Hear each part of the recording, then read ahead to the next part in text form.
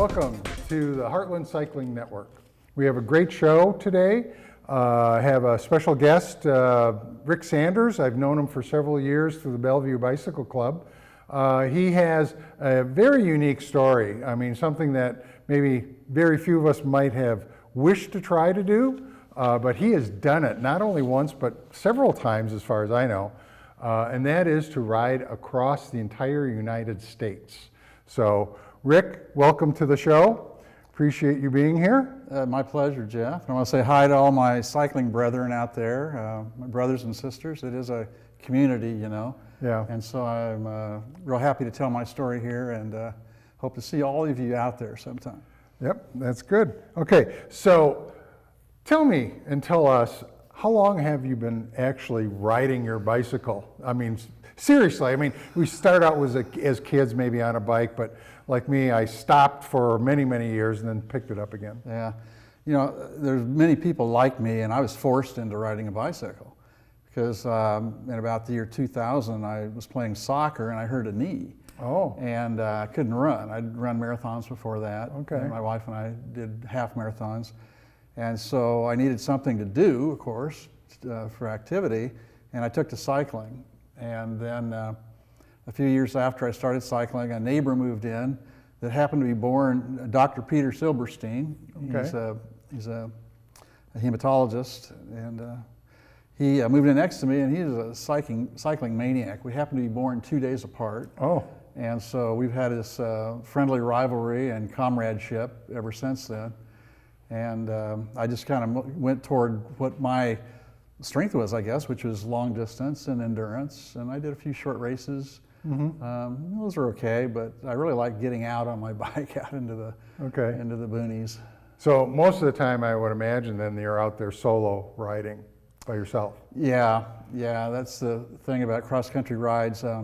The first ride I did was down the spine of the Rockies, and we can talk about that a little more, but I had a partner for half of that, and then he abandoned. Mm-hmm. He'd had enough. And then the second was on a tandem. I did the Trans Am bike race across the country, and in fact, we have the record for tandem because we're the only ones stupid enough to try it on a tandem, and we did finish. That was very painful. Okay. Being on a tandem, you're locked in, and it's hard work. You've got to kind of change your cycling style to accommodate another person. Okay, and you went from the West Coast to the East Coast. Where'd you start out on the West Coast? That was Astoria, Oregon. Okay. And this race happens every year. It was canceled for a couple of years for COVID. But then it goes across, Montana, Idaho, Oregon. So you've got some mountains to go through. Yeah. Oh, mountains are everywhere in this country. And the hardest hills, the hardest mountains are the ones in the east, really. Really? The Blue Ridge and the Missouri hills, because they just slap you. They're not as tall, and the altitude isn't as high, but they keep coming at you. Okay. And we were walking that tandem a lot because, of course, it's heavy. And Yeah. you're packed down with a lot of gear because you've got to subsist on Yeah. what you can find. Those are unsupported rides. And okay. Yeah, if the viewers ever want to have a great hill workout, just go through Missouri or even down into Kentucky, Virginia. Those are merciless. Yeah, I've driven out to the East Coast to my son in Virginia, and just going through like West Virginia, I'm seeing these hills up and down. I'm going, holy cow, I can imagine somebody riding through this area. Yeah. It's got to be really tough. One of the visualizations I had, Jeff, too, to share something with you is, people would pass us, and some of these hills, are miles long. Yeah. Maybe 2 or 3, 4 miles long, even longer. And I'm talking about on the east. And every car that would go by, I'm thinking the contrast between the exertion that we are putting out and what they're putting out. And I was thinking, oh my God, they just have to burn maybe 2 calories to move their calf to push down on their accelerator, and those lucky dogs, I would say, and we're just sweating and cramping and fighting our way up the hill. That technology, equipment, the car's a nice thing. Where'd you end up on the East Coast then? Yeah, that one ended at the National Monument Okay, in Yorktown. okay. Yeah, it's kind of a very historical area, Yes, it is. and it's right on the coast, so it was beautiful. Mm-hmm. And my wife was there to meet us. John Richardson was my tandem companion on that ride. Yep. How long did that take you, by the way? That took us 30 days and 6 hours. Okay, and that is the record. 'Cause It's you a said- record because we're the ones that have ever done it. Only So ones no that matter, as long as we finished, we would have had the record. Okay, So well, it's kind of funny. That's but- fun. I didn't know. I've heard of some other races that are individual, and sometimes it's like amazing how many days, actually, how few days it takes them to ride across the country. Yeah, well, the winner that year was a 25-year-old male from Sydney, Australia, and he did it in 16 days, which was incredible. I Yeah. think maybe that was a record that How year. many miles is that? It's 4,200 and change. 4,200 miles. Yeah, so he's doing a couple hundred miles a day. We averaged 141 a day for the 30 days, Yeah. and they're not sleeping much. But the funny thing about him, he stayed in a motel every night. He never camped. Okay. Most riders you go till you can't go anymore, and you throw down a bivy sack, Yeah. and you sleep for a few hours, and then you get on the bike and do it again. But no, he stayed in a motel. He said he got better rest and just felt better. He could take a quick shower, and he nailed it. Okay. Wow. Wow. Yeah. Did you ever have a day where you said, "Oh, I don't want to do this again. I don't want to get up and go"? Well, that Transamerica ride was every day. After about 10 days or so, because you're limited on a tandem and how long you can stand up and when you can stand up, and my saddle that I was using there wasn't my old saddle. Oh, okay. So saddle sores were killing me. And so every day was miserable, and I'd try different ointments and whatnot. But I had met 3 women from Australia on the Great Divide mountain bike trip, which is another story. But anyway, they told me the secret for saddle sores is to wear 2 pair of shorts, riding shorts. But the secret is you turn the first pair that's against your skin inside out. Okay. And then you put the second pair on, and of course you use your saddle cream, and that really does help. It didn't alleviate it. But on the Trans Am, because of the constriction and your cycling, the way you cycle, just lots of things would hurt. And so it was a fight every day where your mind is a funny thing. Your mind will argue with you, and what my mind would do is come up with perfectly good reasons. I've got a law degree, so reasoning and logic and consistency. And so all the things run through your mind. Your mind argues with you, with your body.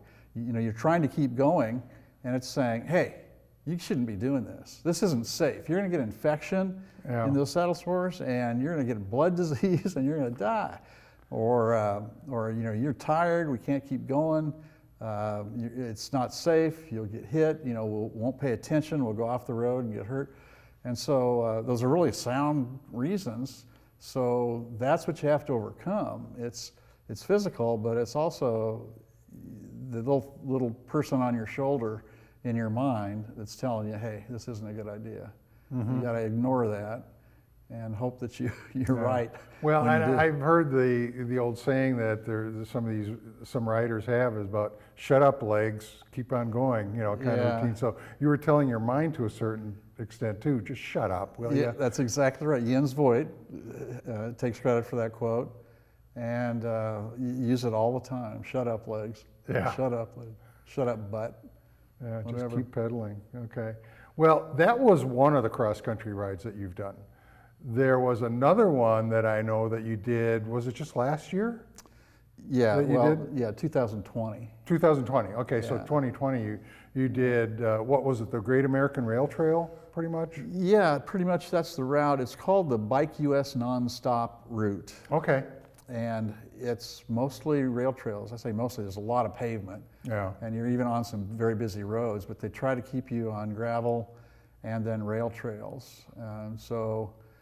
But you're going through the Rockies again. It's west to east, and I did that solo and bike packing style, which prior we were loaded down heavy, for heavy camping. Right.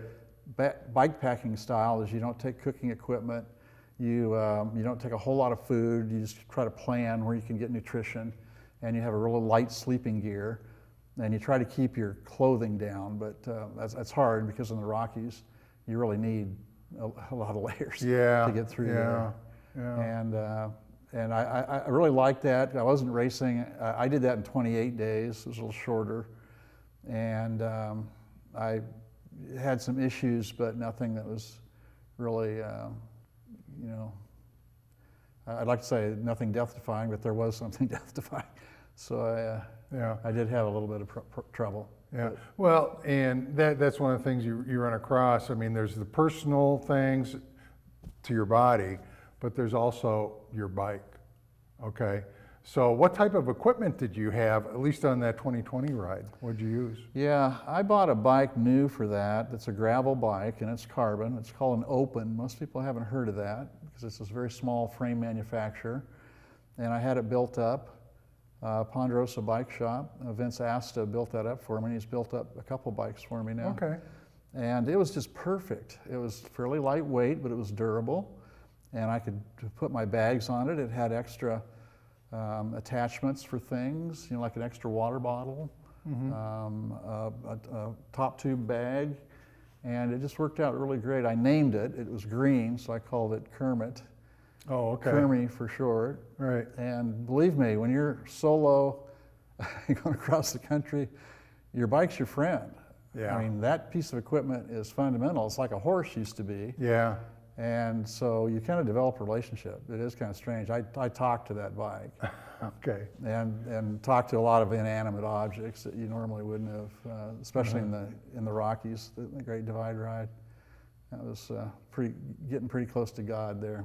I suppose that's one of the things you've got to keep your mind doing something, because it's constant pedaling. You're out there and you're riding, and you may see, okay, you're on a flat area, and then you can see the mountain up ahead. I'm going, oh, that's not that far away, but it could be like tens of miles away. And then once you get there, it's like, oh, I got to go up this thing now. Yeah. Yeah, it's interesting how that works on your mind, but perspective is something. If you are on a road and you can see like 10 miles of just barren road going through the desert, it works on your mind.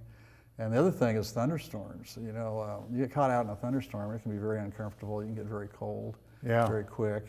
Plus, on the trails that are dirt, you get mudded out. And when that happens, it's a mess. You've got to stop.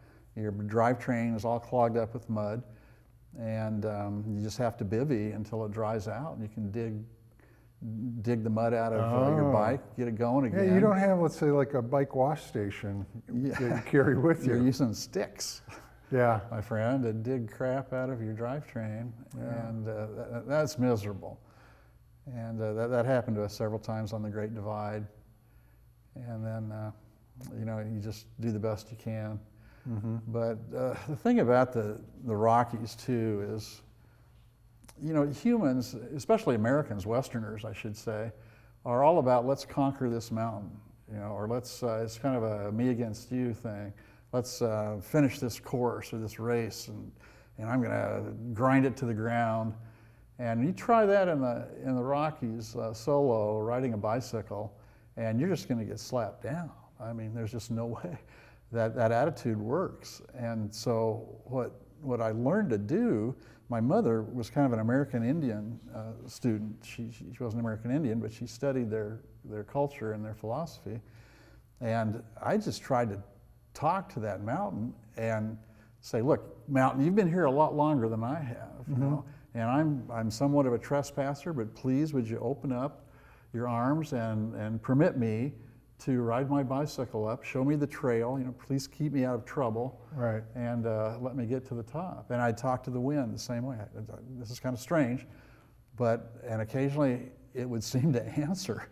Like I'd get up and I'd be just miserable, hot and tired and dirty, and it's late in the day and I want to bivvy and there's no place to bivvy, and I'm working my way up this mountain. And suddenly the wind would come around, and this happened more than once. It would come around behind me, and I swear to God, it would push me up that mountain to the top. I don't know if maybe that's a natural occurrence. I don't know what the physics are on it, but that happened several times. And so you have to kind of work with your palate, with what you have to work with there, the geography and the topography and all the other living things out there. Yeah. Okay. Riding that kind of distance, you've had to have had at least one flat tire. Maybe a few more? I mean, you're riding tubeless more than likely, correct? Let's see, the Trans Am ride was tubed. And actually, I guess both of us had 2 tubes, 1 tubeless. The last ride I did was tubeless. And it took me a long time to get used to them, but I'm a believer now. I think tubeless is a superior system, but you have to know how to work with it. It's a little more work. Yeah. But the thing about the tandem, we were riding a 17-year-old tandem, and on the first day, Jeff, we had 5 flat tires. And the first one caused us to crash. We were coming around a corner, it's not paved, and the front tire went down, and so we crashed. And the captain, John, I was the stoker, fell and cracked his ankle. And so he suffered through that. But the thing about that is that he couldn't stand. So again, now we're sitting all day long for days. It's funny, after about 10 days, his ankle popped again, and it was better. I don't know if that was divine intervention or what, but it sure saved my butt, sort of. Yeah. And that now we could stand and pedal, and it just helped spread the stress of your legs, and then, of course, the friction on your body. Yeah. But that tandem we had a lot of problems. We broke 11 spokes, and I remember we were going down a mountain pass, and you hate to waste inertia, so you'll just let the bike fly. And so we let it fly, and we got up to 56 miles an hour. Ooh. And I'm thinking, this is a bike on which by that time we'd had 3 or 4 broken spokes, and several flat, with 5 flat. And I'm just thinking, if something goes, we're probably going to be injured, and it could be the end of the day. Yeah. So, the bike was a factor then. The other 2 rides, I was pretty lucky. We had a few problems. Doing the Great Divide, the racks on my partner's bike kept breaking the welds. And that's where, you think that your bike, all the moving parts are the most important thing. But if your pack breaks, or any of that construct, you're stopped, just as if the hub went out. Yeah. So we had to order parts, stay over, and replace his bike. So I suppose there's some bike shops that you've visited on both of those trips to get some of that stuff replaced, I suppose. Huh? Yeah, the ones that are out in the boondocks, it's really hard to find. So you've got to take whatever you might need to keep going. That's the trick, just keep going. And if you can do that, you're lucky, but we did keep ourselves going. On the Trans Am, a lot of our problems happened around Missouri or Kansas, Colorado even, and we were able to find bike shops, and these guys are amazing. And this is the other takeaway, is that people, when you're under stress and you're doing something that's got you on your edge and it's kind of dangerous, people are just wonderful. I mean, 99% of the time. People will go out of their way to help you. They'll try to help you however they can. And thanks to that, you can kind of keep moving and keep something in your stomach and keep hydrated, keep water. Those are called trail angels. And in the Trans Am, for example, we carried trackers, and the dot watchers is what they're called. They're people whose hobby is, when a race comes through, they watch the racers. They can see where they are, and generally they can tell if a person is stopped well, hey, there's no restaurant there. They must be having mechanical trouble. So there's a tracker that you're using on your system Right. that somebody else is monitoring. Right, Okay. so your friends and relatives can follow you, but also the dot watchers in that area, in that region will Right, follow right. you. And we had one guy come out and helped us. We had a programming issue. He brought his laptop. My partner on the Trans Am, on the tandem, broke a cleat. That's another thing that'll stop you.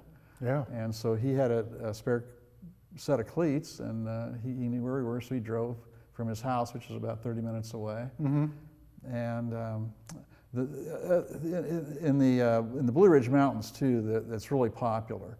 The Southerners, I guess, like to watch. And when we got to the top of the mountains, you know, one of those tough battles I discussed with you earlier, there were people there. One was a high school coach, wrestling coach, and he had a chilled watermelon and cold soft drinks and strawberries, and it's just the best thing in the world when you're, you know, under deprivation like I that. can only imagine. And it just brings tears to your eyes. You can't convey enough appreciation for those acts of kindness. Yeah, well, that's amazing. Yeah. So did you run into any other challenges? I read a book one time by another person that did a cross-country ride, and he said it was more or less like in Kentucky or Tennessee, and I don't know if you went through that part of the country or not, but the dogs that would chase them. So did you have any dog stories? We had some dog issues, and it's almost inevitable.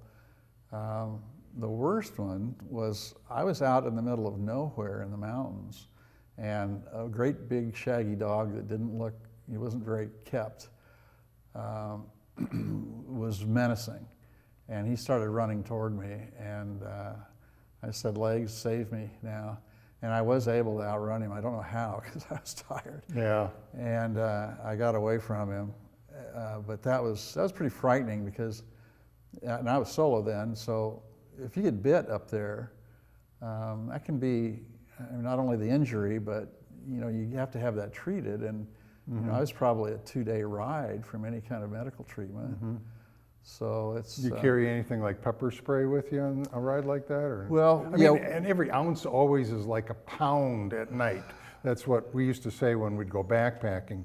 You carry an ounce in the morning, it's going to feel like a pound later on in the day. Yeah, you got to be real cognizant of weight because that can sap you. And the Great Divide mountain bike ride starts in Banff, Canada, so you're going through bear country there. Yeah. And you know, not only have to have bear spray, which you have to buy there because you can't transport it by aircraft. Yeah. But you've got to hang your food at night. Yeah. One of the towns we went through in Montana, there was a fatality. A female cyclist was attacked in her tent by a bear and was killed.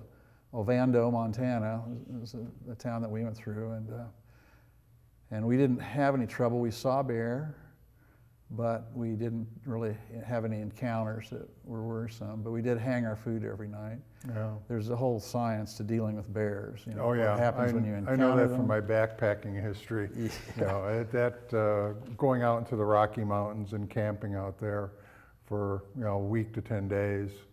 You know, just walking 30 some miles from point to point through that area. It's you may be fortunate enough to find a bear box at a campsite. Right. But generally, you've got to hang it, and you've got to know how to hang it, Right. and you got to make sure you don't have any food smell in your tent at all. It's kind of funny when you're coming south. You know, you're in the mountains, and you worry about bears and maybe mountain lions and maybe a fox or something like that. And then you get down into like New Mexico, and the critters aren't that huge, but I mean they want to kill you. I mean there are spiders and there are snakes and scorpions and things that you want the warmth of your sleeping bag at night. And so New Mexico was quite a trip. I mean there are grasshoppers that look carnivorous. Well, they were carnivorous. They ate each other. And they're 4 inches long, and they're iridescent blue, and they're just a lot of. You're sharing the animal kingdom with the animal kingdom a lot. Yeah. So Okay. you see them. You're face to face. You want to get back to nature, but sometimes not that close. That's exactly right. Yeah. Okay. Well, Are there any questions that I should have asked that I haven't asked you about some of your adventures? Well, let's see. I guess one thing was that, when we were talking before, Jeff, I have to tell on you, you said there's no way I would do a 7-day bike ride across Nebraska. Oh yeah, you did that just this last week, right? Yeah, that was just 2 days ago that finished. And I just tell people out there, I don't know what he put in you, but you can do a lot more than you think. Humans can. I mean, don't sell yourself short. Just go out and try it in increments. And I started my first cross-country ride when I was 65. Mm-hmm. And so the 3 I did, I was 65, 67, 68 years old. And I'm currently going to be 70 here this year. So just keep trying and kind of believe in yourself a little bit. Okay. Because you can do it. Well, I'll have to make sure I put it on a bucket list, and I will actually have to check that item off then. Yeah. And now I actually have a very nice road bike. Nice carbon fiber, about 18 pounds. When I've been riding it, it has just been a dream. Compared to my previous road bike, which was aluminum, it's about 5 pounds heavier, and you wouldn't think that would make that much difference, but between that and the gearing, it's like night and day. It really is. Part of the whole fun of this sport that we do is gearing up. Yeah. Buying the stuff. Well, N+1, and my wife says I have a sickness and a disease, so it's called cycling. So, some don't understand, but those cyclists out there understand completely. Yeah, It's very social and it's very engaging. Well, Rick, I appreciate you being on the show. I thank you for being a friend. We follow each other on Strava. Okay, it doesn't happen if it didn't happen if it isn't on Strava. That's the saying. So it was interesting following you on your brand ride last week. And I definitely want to remind everybody that's watching to pedal on.